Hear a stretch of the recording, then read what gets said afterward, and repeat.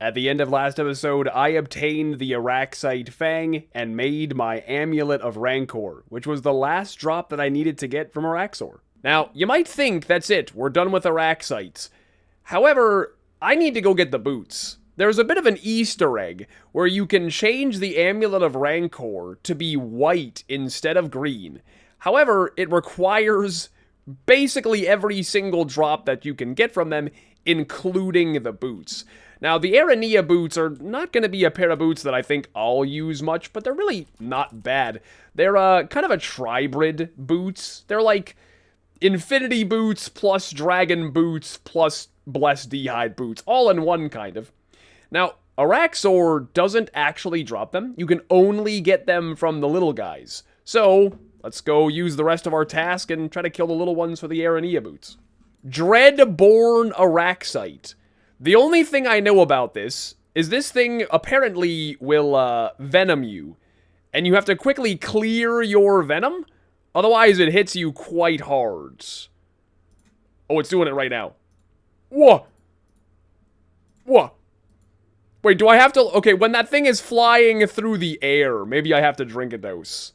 Go on, give me an imbued heart. Fine. Go ahead. He gave me absolutely nothing. Pause. Oh! Wait. Wait. Wait. Wait. Am I fucking crazy, or did that dust battle staff appear, like, way too early? I swear that appeared before the rest of its loot did. That was weird.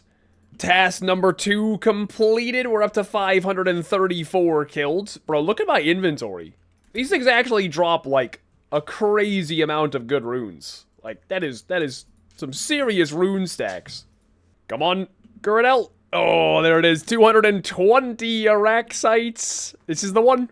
I can tell, because of the way it is. This is the one.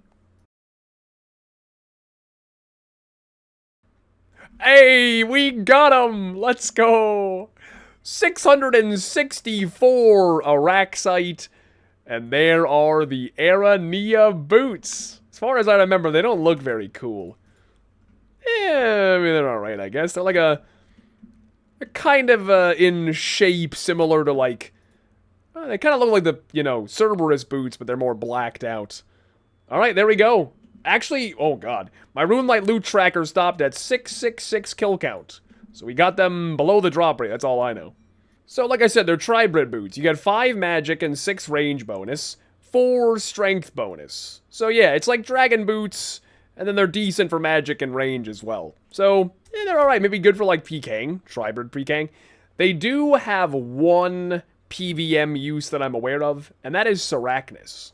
So, this is incredibly niche, but when you fight Sarachnis, he will shoot a web at you and freeze you in place. Well, with the aronia boots, that does not happen. It just simply, you just ignore the webs. So, if for some reason I ever was going to grind out Sarachnis, maybe go for the pet or something, the aronia boots make it totally AFK. Because, you know, normally he'll freeze you, and then he'll range you. No, it's just... you got nothing to worry about. Easy peasy. Well, with the boss green logged and the aronia boots obtained, there's just one thing I have left to do before I can change my Amulet of Rancor to white, and that is to get 1,000 Slayer points and make the araxxor Slayer helm. I was under the impression you just needed the head, but nope, you have to actually wear the Slayer helm, so we're going to do the same method that I did to stack up on Slayer points before araxxor came out. We do 9 tasks from Aya, the 10th one from Konar, until we get 1,000 Slayer points. I was torn at first, but I like the look of the Emberlight now. I think Emberlight looks pretty cool. Maybe a bit out of place. Oh! 71 max hit from the Arclight, and in the same tick, I get a max hit of a 30 from the cannon. I just did 101 damage. At once, just instantly. Holy Christ. There we go. There is 100 tasks completed again for a big 500 point boost and a total of 1,584. So I guess I could have stopped at 90 tasks, but, you know, may as well finish up 100 for the big 500 points. Now, I don't think I have an extra black mass to make this with, so I'm gonna have to disassemble one of my currents.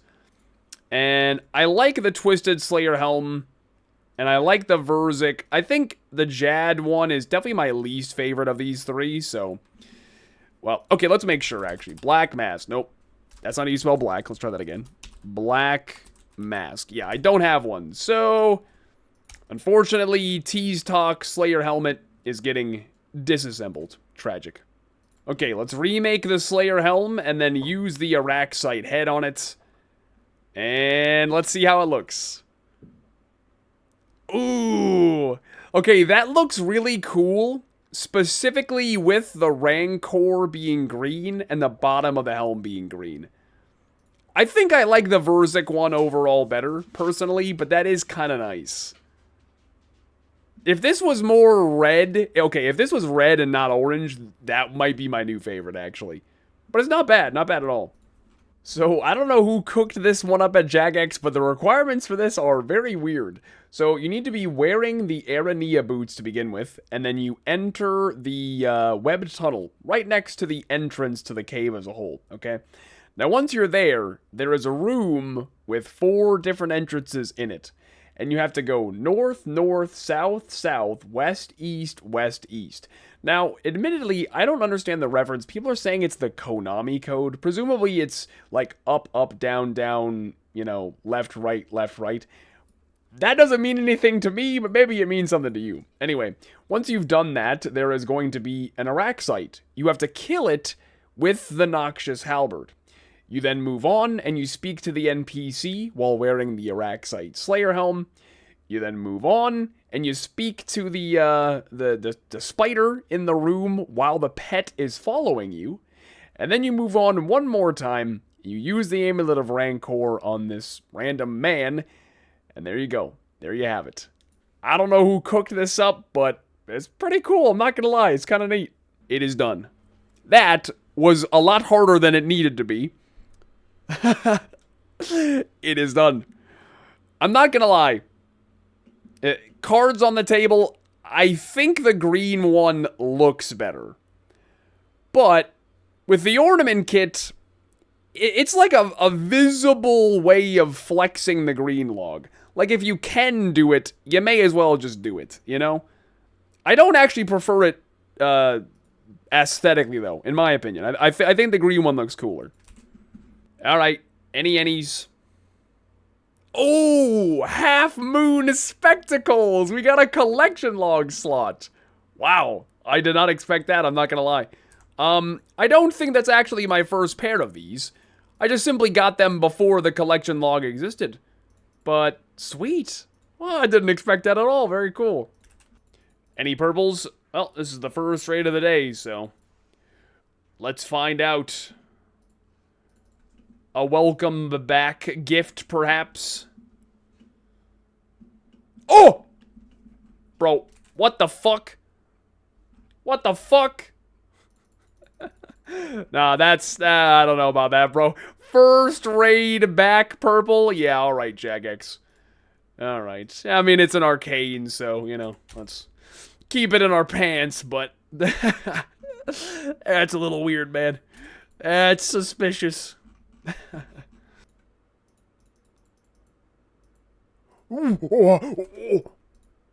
Oh!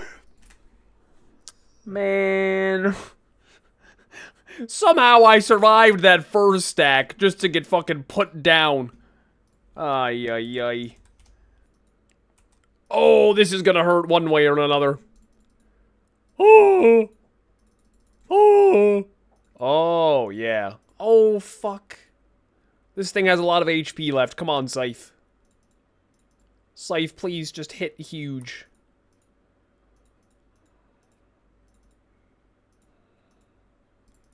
No!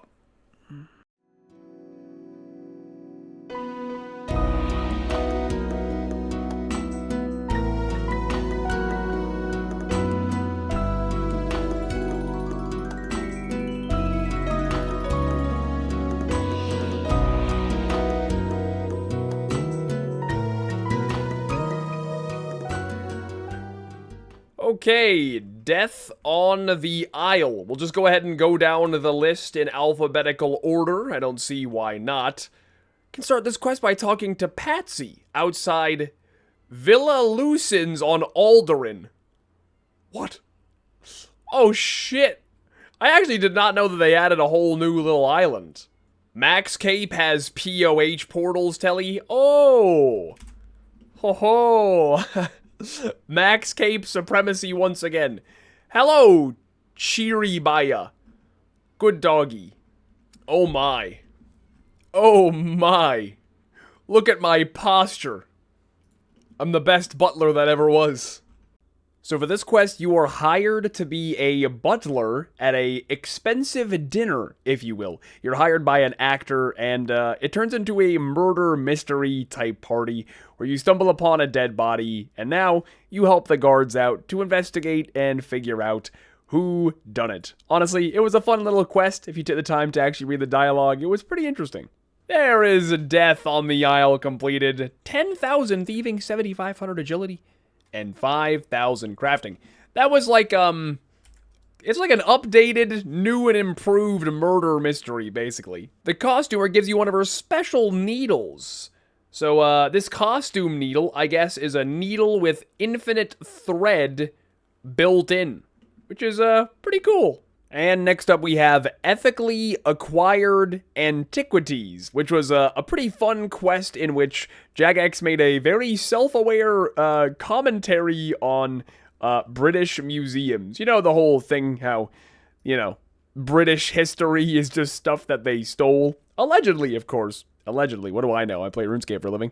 And so in this one, the Varrock Museum curator visits the museum of Varlamore, and he ends up stealing something, and it ends up back in the Varrock Museum, and you call him out for it, you shame him, make him feel bad, and he ends up giving it back. Was a quick and easy, but definitely a fun one. What? Okay, well, I'm trying to do some investigating for the quest, and apparently I had a bunch of unclaimed XP from the information clerk, I guess.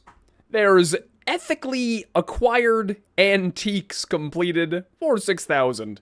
Thieving XP and 5,000 coins. Another enjoyable one. Some funny dialogue. Next up we have probably the most questionable of the new quests. This one is called Meet and Greet, which this one you help a citizen of Zaya. Sorry, fucking nuts. Varlamore open a kebab shop. So you basically go around Varlamore and help them acquire, like, you know, they gotta get a supplier for the spices and the meat and stuff. I'm not gonna lie, this one was a little questionable. You know, at the end of the day, it was just another Britishism. Because to my understanding, the British absolutely love Indian food, you know? A nice kebab after a night out. Bush. So this is just another British quest, bro. Meet and Greet has been completed for 8,000 cooking XP. Very nice. And last but not least, we are on to the Heart of Darkness, which, judging by the requirements, will surely be the most beefy of all these quests. Well, I'm always happy to help those less fortunate than I, but you don't really look like you need that sort of thing. What? My character at this moment doesn't look like I'm in need of help? Come on. And this was indeed the most extensive of all of the new quests. For starters, you join a cult. Well, you accompany the Prince of Varlamore. You join a cult to kind of infiltrate them, and then you discover a secret hidden deep below, and there's a big dungeon with a kind of a cool little obstacle course. You got to avoid some stuff, and a nice puzzle, and then you ultimately end up fighting the final boss. I'm not even going to try to say the name. It's like amoxicillin. All right, that's what I call it. It's a amoxicillin. It's the ice nagua. But yeah, this one was definitely the most, you know, most effort was put into this quest, so this is actually a decent one. And there is the Heart of Darkness completed. Yeah, it was definitely the most, you know, challenging and lengthy of the 4 new quests. You got 8,000 mining, thieving, slayer, and agility XP. And of course, we have access to the new boss that I fought at the end there, which does have a pet. So, probably worth something. I don't know if it has, like, good uniques. To my knowledge, I think it just drops the crush equivalent of the sulfur blades. So, nothing actually relevant, but, you know, could try it out a little bit. Ooh, okay, there's a frozen tear, but that is, of course, to be expected because that is a guaranteed drop. The frozen tears are the charges for the new amulet, so it's a guaranteed collection log slot, thank you. Oh, well, that didn't take very long. 4 kill count. There is the Pendant of Atties. 8? Nah, I feel like Atties makes more sense. Yeah, so again, this is literally just like, the Xerix Talisman equivalent for Varlamore. When I'm done with this trip, I'll have to go make sure that I actually have all of the, teleport spots unlocked. I doubt that I do. Oh, another pendant. Yeah, and just like the Xerix Talisman, you can dismantle it for 100 frozen tears. And we're at 174 tears already. More charges than I'll ever use, I'm sure. I'm begging you. After all this amoxliatal, glacial, tumultly, fucking... Can the next update we get, can the boss be named Steve, and it drops the bonk stick? We gotta get back to some fucking basics here, I'm begging you. Midwestern American when faced with different cultural names, right. Like these names ain't straight off the fucking Mesopotamian plateau. Well, I'm all out of prayer, so I probably should call it there. We did 33 kills, and you know what? The loot really wasn't terrible. I mean, it's obviously a relatively easy boss to kill. Then again, I'm in endgame gear, but... I mean, a decent amount of rune alchables, a decent amount of runes, some smithing supplies. I mean, you know, nothing to sneeze at. So, next up we headed over to, I would say, the biggest piece of content that people were looking forward to with this update. Once again, very difficult name to pronounce. It's like Huey Codal or something. We just call him Huey. We'll go with Huey. And this is a group boss. It's meant to be, you know, relatively mid-level. It doesn't drop anything too crazy, like, usefulness-wise. Its unique drops are the Tome of Earth and the Dragon Hunter Wand. You might be thinking, whoa, a Dragon Hunter magic weapon, but it's very mid-game. It's not actually better than, like, a Trident and stuff for Ulm. I think their intended use for it was, like, you know, you're like 105 combat, and you're using Earth spells for your Iron Dragon task. You know, I think that's kind of what they had in mind for it. But yeah, honestly, it's a really fun boss. As you can see, I'm doing it in a mass here, so it's dying very quickly. But basically, you beat up the tail for a while, and then you're able to move up to the top. It spawns these little things on the floor you have to dodge. And then the tail will spawn and send these shockwaves through the floor. You gotta run through it. Like, it's got some decent little mechanics, but nothing crazy. I gotta figure out how to not take damage. Oh, I got a Huasca seed immediately. I've heard people complain about not getting very many of these, and I just got one on 2 kill count. Yeah, so these ayahuasca seeds are used to make the new prayer rejuvenation potions, so I'll have to go plant this and make some of those.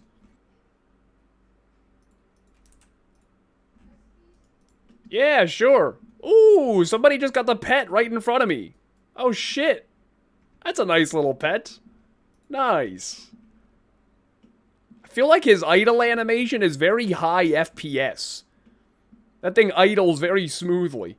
Here we go. It took 2 doses of divine... Holy... 23 pineapple seeds. How much farming XP is that? Holy Christ. It took 8 minutes and 25 seconds. Yeah, it's pretty slow. It's pretty slow. Oh, yes. Okay, I was hoping it was gonna be more than 9 of them, but speak of the devil. Oh, that's so good. That is so good. That's gonna be a bunch of those potions. Oh, fuck yeah. Don't you chase me. Don't you...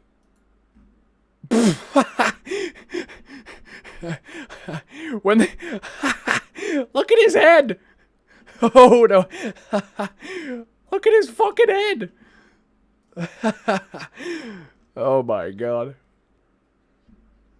Oh my god, that scared me, dude. It was colorful, and I don't know, I figured that was definitely unique. 180 sunfire splinters. Yeah, thanks for scaring me. Okay, I've done a second round of picking these huasca seeds, and we've got 67 herbs. Now, the only secondaries that are used with these herbs are the aldarium, which is purchased from the new Herblore minigame. I've not tried it yet, so why not? Let's give it a go.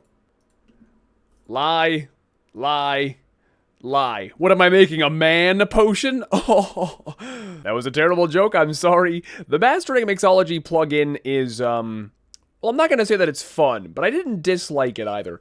I think it's one of those things that you can, I don't know, kind of get into the rhythm with and just kind of hopefully get lost in it and not think about it and just grind it out for a while. Basically, the way the minigame works is you hand in herbs, and it turns them into this paste, or tar, that's in my inventory. You then deposit the tar into the hopper. And then in the top left-hand corner of the screen, there are potion orders, okay? You're given 3 different potions, and you can make any one that you want to. Now, with the use of a RuneLite plugin, I think it's just called Mastering Mixology in the plugin hub, the letters in the top left are color-coded. And then, as you can see, the levers on the screen are also color-coded. Now, I did that personally by using the Object Markers plugin, and you can do that as well. And I thought that made it way easier. So pretty much, I'm looking in the top left-hand corner, and I'm seeing the 3 colored letters. And then I'm just going to pull the correlating colored lever, and then it's going to dispense me a potion. And then the little logo that's next to the text, sometimes it'll be like a V or a cauldron or like a vial. Those symbols correlate with which one of the machines you have to process the potion at. And each one of them have these little mechanics that you can do to speed the process up. Or you can just AFK and let it do it a little bit more slowly. So that's nice that Jagex gave you options to make it more efficient if you're willing to put in the effort. At the moment, you know, of me uploading this video, the rewards from this minigame are pretty damn expensive. I think to get everything from this minigame, it's like 40 hours or some shit, but that might get rebalanced in the future. Hopefully, anyways. Well, that is it for green paste. How long have I been live? 4.5 hours, at least half an hour figuring it out. So maybe a little bit less than 4 hours, and we currently have enough blue and more than enough green, but not quite enough red. So assuming they don't change the rates, it looks like the amulet is going to be about a 4-hour grind, approximately. But I gotta put some more, herbs in, sadly. Yes, we do have enough for the alchemist's amulet. There we go.